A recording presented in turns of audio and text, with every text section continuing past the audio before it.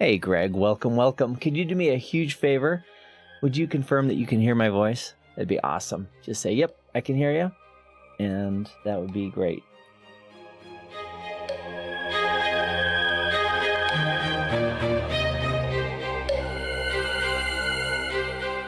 Fantastic. Thank you, thank you, thank you.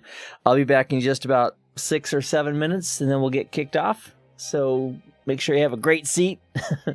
And I'm glad that you are here. I'll be back in a minute.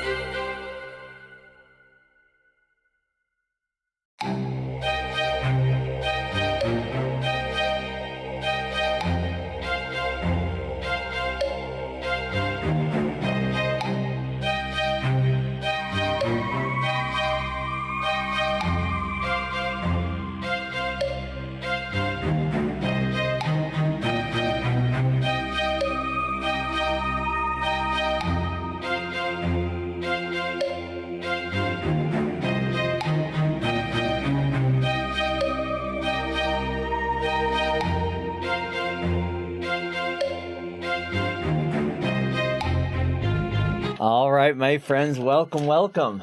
Thank you for joining me for a few minutes this morning as we take a look at, I think it's 8 questions on cables and connectors. If this is your first experience live, welcome, welcome. It's good to have you. I want to thank Blendinator, aka Dan, and all the other moderators and admins who help make Discord run and support everybody there. Our journey together is studying the world of Cisco, and here we go. Here's question number 1 regarding cables and connectors. It goes something like this. Which power over Ethernet standard leverages unused pairs in an unshielded twisted pair cable?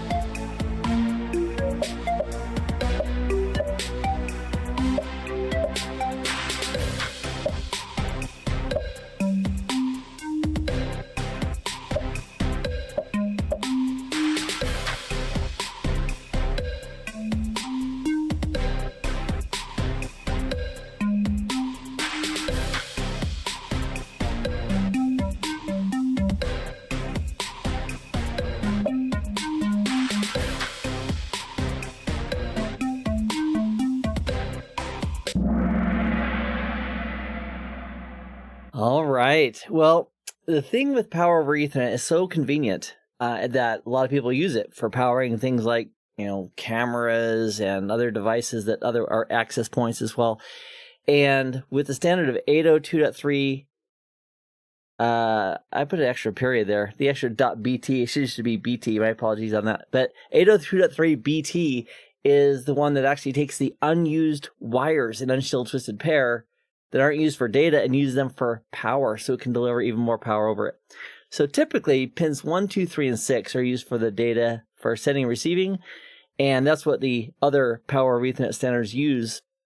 And 802.3 BT takes advantage of those unused pairs to deliver more power. So as long as you have a device that supports that standard and you have a switch that supports that standard, you're in great shape to go. So that's the answer yellow there. That's correct. All right, we're off to an ominous start here. Here is question 2 of 8. Multiple select. For a PC to hub connection, which standards will work? Now, avoid thinking, Keith, when are we going to connect to a hub? Don't think about that. Just think about what type of standards are required to make that work.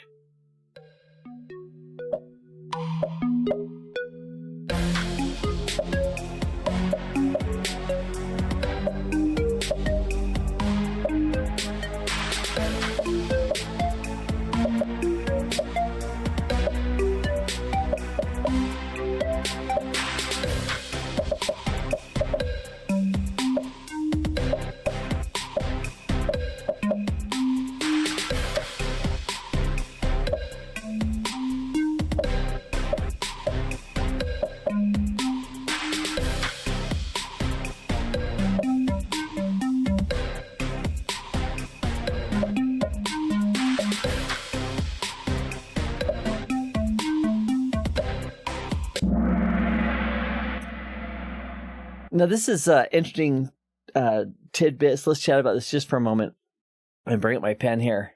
And if we have a device, typically we have a hub and spoke environment with our our star environment with our physical infrastructure. So if this is a hub at layer 1 and this is a layer 2 switch, it's a physical star. So we have unshielded twisted pair that goes out to our nodes. Our nodes would be anything that connects to that network. It could be PCs, printers, access points, servers, you name it. All the devices that are connected. So if they're connected in to a hub, the hub is expecting to talk to an end device. And so is a switch by default. But in the case of a hub is expecting to talk to an end device. So we use pins 1, 2, 3, and 6. And one of those pairs we use for sending, the other pair we use for receiving. And so we need to use a straight through cable between these devices and the hub. And so to get a straight through cable, you need to terminate both sides as either T568A or do both sides as T568B, and that will give you the straight through cable right there you need to get that connectivity. Now, in the real world, we're going to have a lot more stuff going on between that device. So we're going to have a PC here, and that PC is connected with a patch cable to a wall jack, and that goes up in the ceiling or through the floor or the wiring closet down to a patch panel, and then that would then go to a layer 2 switch, very likely, right? Like that. But logically, or actually, as far as the signal goes, the signals are going from the PC to this switch, or in this case to this hub, and for a hub, it would require a straight through cable. Now, I'll tell you more about that a little bit later, because if I say too much more, I'm going to give away 2 more answers, which I want to show you first. All right, so let's continue on. At the top of the heap, we've got Amusing Tiger. I'm amused. Fantastic. Congratulations for everybody who's being here and studying. It's good to have you. What type of connector is in example C? What type of connector is example C showing? These are all fiber, by the way.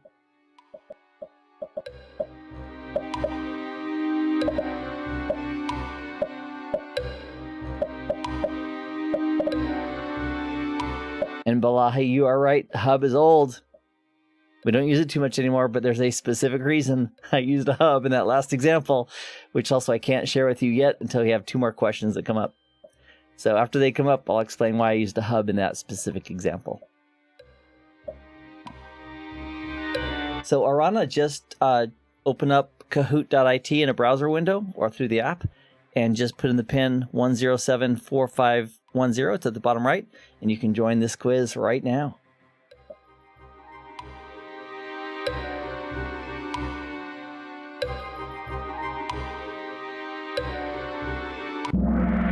All right, it is an LC connector. I have a little shortcut that I learned about 2 decades ago that I want to share with you, and that is remembering these types of connectors. Let me just grab my pen real quick. Fantastic. Okay, so one way of remembering these fiber connectors is this bad boy right here, which is the ST. You basically stick it in and then you twist it to lock it into place. So I think ST for stick and twist. That's not literally what it means, but that's a great way to remember it. Stick and twist. And then this guy right here, that's the SC connector, and that's a stick and click. You basically, which again isn't, for me it works. And then this guy is smaller. So you also, push him in, it clicks, but it's little. And this is called the LC, and I think of that as the little connector. So these are 3 very popular, well, depending on the day, options for terminating fiber. And that's a good way to remember them. Stick and twist, stick and click, or the little connector, which also makes a clicking sound when you put it in. So if that can help you in the future, fantastic. And here we go. Question number 4, halfway through almost. Multiple select. For a switch that supports Auto MDIX, what standards will work?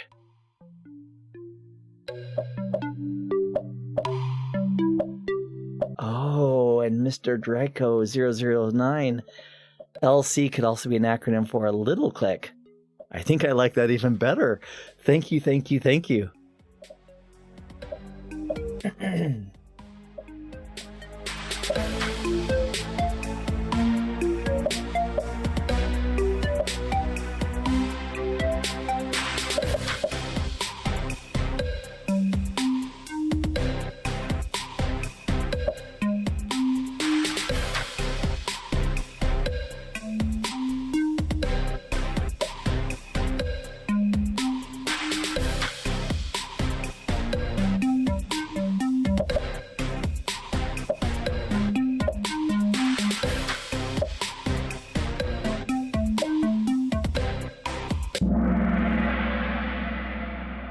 Those are great answers. Let's confirm real quick why that is true. So if we are connecting to a switch, and this switch supports this feature, which basically, when it has a device, let's say this is a PC that's connected to it, and then there's a cable there, this switch, if it supports Auto MDIX, is going to identify by looking at the signals on the wires and identifying which pairs are being used for send and receive from the PC's point of view or from the end node's point of view. And if this is a straight through cable, it will work. And if it's a crossover cable, it'll work. So effectively, this says if both sides are T568B, that's a straight through cable. If both sides are terminated as 568A, that's also a straight through cable, so those would both work. And if one side was a 568A and one side was a 568B, that would also work because of Auto MDIX, and that's the actual specifics right there why that one would work. Okay, you guys did great. I'm super pleased. Marching forward, top place, Rockstar Rhino, congrats. And here's question number 5 of 6. Multiple select. Which of the following are true about 1000 base T?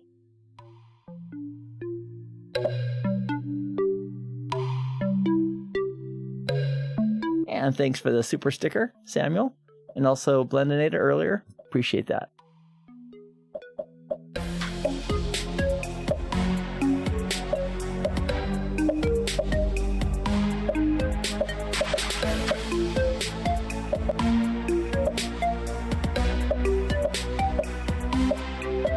Yeah, how long is 330 feet in meters?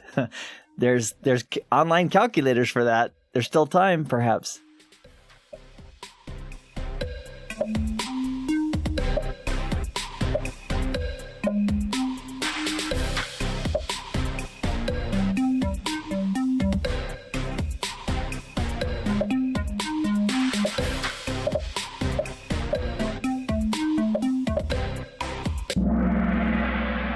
All right, it is the 802.3 AB standard, and actually memorizing that number isn't the critical part, but having a general understanding that Ethernet cabling, including gigabit Ethernet, which is what 1000 base T is, so the 1000 represents the speed, so that's 1000 megabits per second, or 1 gig, and base represents baseband, because there's not multiple signals present on the wire at the same time, and then T stands for twisted pair, so that's gigabit Ethernet over twisted pair.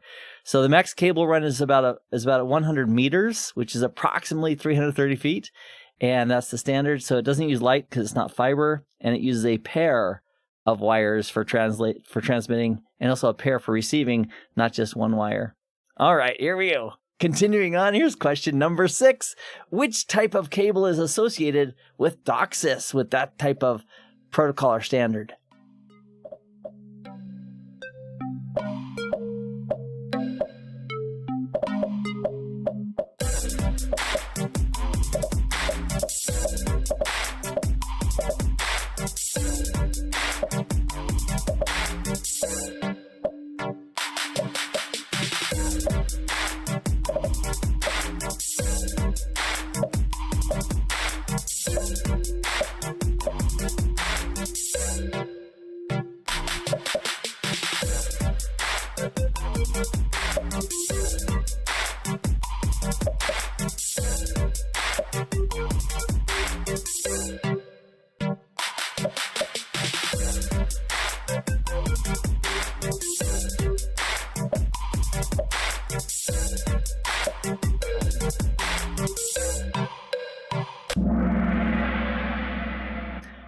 RG6 coax cabling is what we use with DOCSIS cable modems.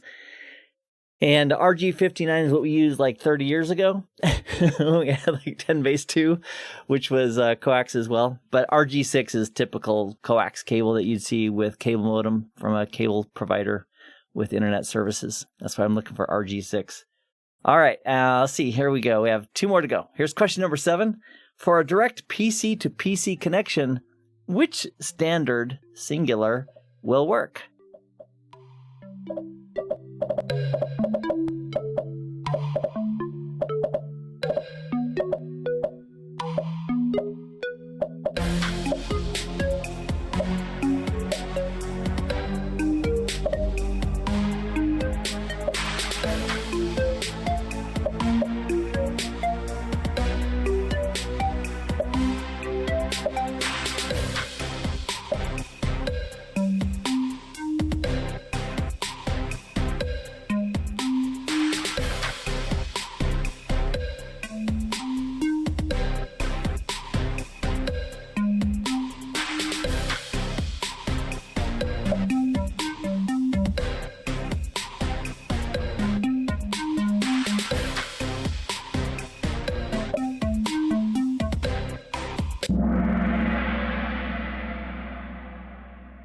All right. right, fantastic. So when we have two like devices, like two PCs, or two printers, or two routers, or two switches, if they don't, setting aside Auto MDIX for a moment, if they're directly connected together, they are both, by default, can be trying to send on the same pair as each other. So if they're both trying to send on this top pair here, they're not going to be able to receive each other's messages. So we need a crossover cable. Let's put an X there to represent that. And to get a crossover cable, you simply terminate one side as T568A and the other as T568B, and you've got a crossover cable.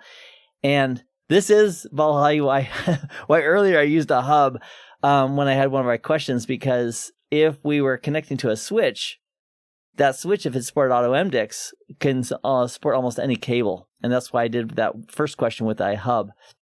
And so one easy way of remembering this for me is that we use pins 1, 2, 3, and 6 for data on UTP. And so with the straight through cable, it would go straight through to 1 to, straight through is 1 to 1, 2 to 2, 3 to 3, 6 to 6. And with a crossover cable right here, it's 1, I'll just label it here, 3, 6, and 1, 2, 3, 6. And 1 goes to 3, and 2 goes to 6, like that. And that same on the other side. 1 goes to 3, and 2 goes to 6. And that's the crossover cable. So I just do odds and evens. That's the easy way to remember. So the 1 to 3 and 2 to 6, odds match with odds, and even matches with evens, and then you're good to go with the crossover cable. And that's what you get when you match up a T568A on one side and T568B on the other side. All right, I think we have, one more question. Here we go for all the marbles. Question number 8 of 8. How many pairs are in a Cat6 unshielded twisted pair cable?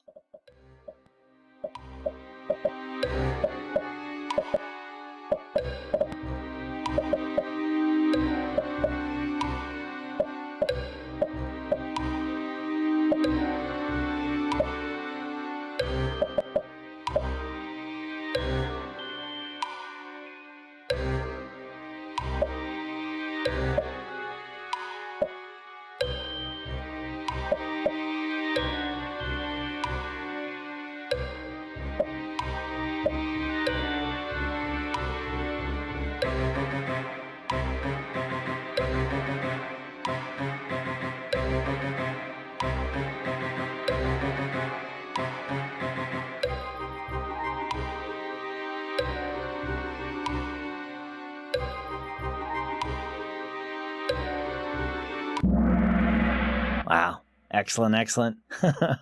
And I had this graphic, but I had it put up slowly. So there's the 4 pairs, and it matters when you pin out or when you terminate these types of cables in either a RJ45 connector like this or into a punch down block and a patch panel.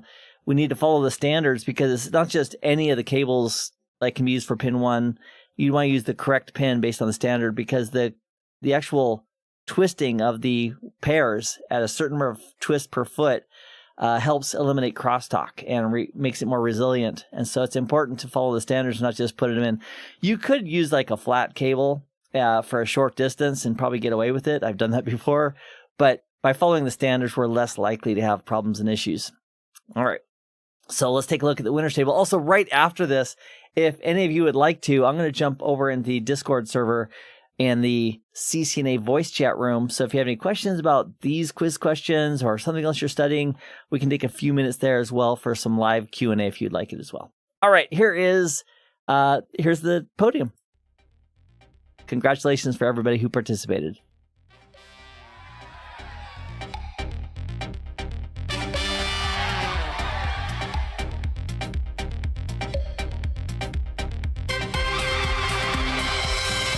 Rockstar Rhino.